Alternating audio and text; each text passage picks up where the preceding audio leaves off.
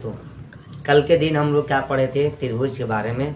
त्रिभुज किसे कहते हैं, कितनी आधारों में बांटा गया है, कितने प्रकार का होता है और उनकी 6 प्रकार का होता है। छऊ का परिभाषा पढ़ लिए हैं। आज हम छऊ का जो नियम है उसके अंदर वो पढ़ेंगे हम लोग, ठीक है। चलिए पहला स्टार्ट करते हैं। कम समय लेते हुए, आपका कम व्यतीत करते हुए पहला हमारा होगा समबाहु त्रिभुज। पहला क्या हमारा है? समबाहु त्रिभुज। समबाहु त्रिभुज।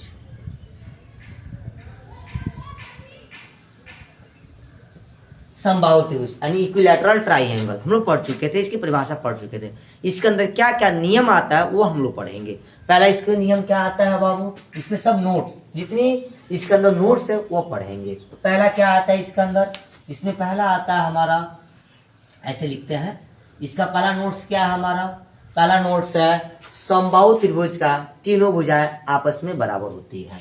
क्या होती है? समबाहु त्रिभुज का, समबाहु त्रिभुज का, समबाहु त्रिभुज का, समबाहु त्रिभुज का तीनों भुजाएं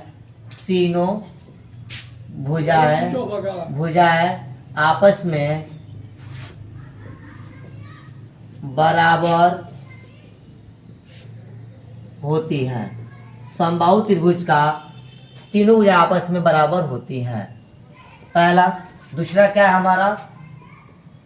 थोड़ा फिगर बना दे ताकि अच्छा रहे समझने में। ए बी सी, अर्थात इसमें क्या क्या दिखा देंगे? ए बी जो है वो बराबर होगा बी सी का और बी सी जो है सी ए के बराबर, अर्थात ये ए बी की लंबाई, बी सी की लंबाई, सी ए की लंबाई तीनों आपस में क्या होंगे? बराबर होंगे। अब क्या पढ़ेंगे? दूसरा नियम इसमें क्या आता है? समबाहु त्रिभुज का प्रत्येक कोण 60 अंश का होता है। यानी समबाहु त्रिभुज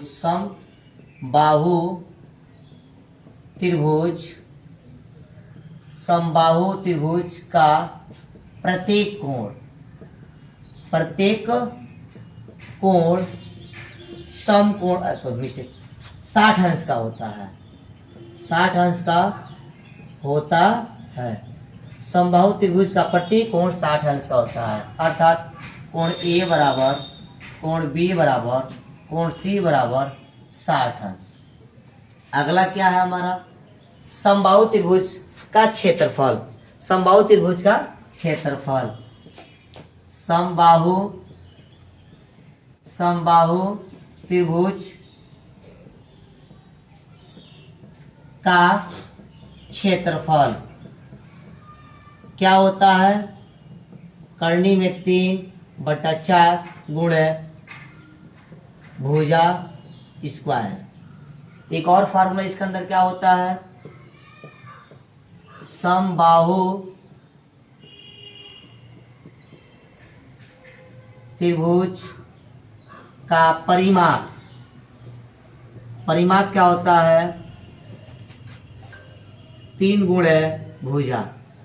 या आप ऐसे भी परिमाप निकालना हो किसी भी आकृति का हो, कोई भी आकृति हो, चाहे 3 भुजा वाला हो, 4 भुजा वाला हो, 5 भुज वाला हो, 6 भुजा वाला, कितनी भी भुजा का आकृति हो, आप उन सभी भुजाओं को जोड़ देंगे तो उस आकृति का परिमाप प्राप्त हो जाता है।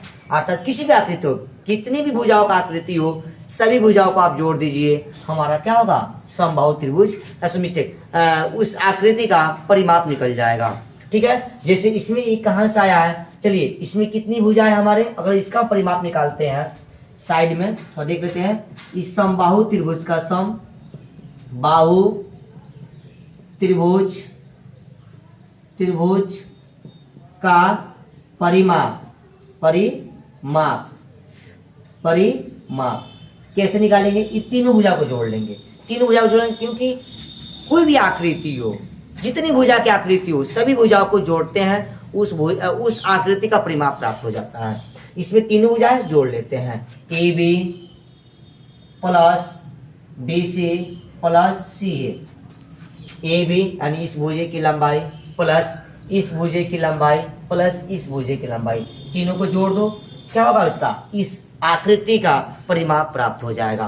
अब हम अभी जस्ट पढ़े हैं कि समबाहु त्रिभुज का प्रत्येक भुजाएं आपस में बराबर होती है। एक काम करते, जितनी माप का AB होगा उतने ही माप का BC होगा, उतने ही माप का CA होगा। हम किसी एक पदों में तोड़ लेते हैं, अर्थात AB के पदों में तोड़ लेते हैं। AB जो है BC के बराबर है, BC जो है AB के ही बराबर है, यहाँ पर भी AB हो जाएगा। CA भी किसके बराबर है? AB का, तो ये भी AB हो जाएगा। ये हमारा AB 1 2 3 मिलकर कितना होगा? 3AB है क्या हमारा? AB इस आकृति इस त्रिभुज क्या है? भुजा ही तो है ना। देखिए ABC त्रिभुज का AB क्या है? भुजा है, इसलिए हमारा बन गया 3 गुण है, क्या बन गया? भुजा। ये जो फार्मूला यहाँ से हमारा बना है, बाकी ये फार्मूला कल की वीडियो में हम सिद्ध करेंगे। ठीक है दोस्तों, बाकी हमारे चैनल को लाइक सब्सक्राइब करते रहिए और शेयर जरूर करते रहिए।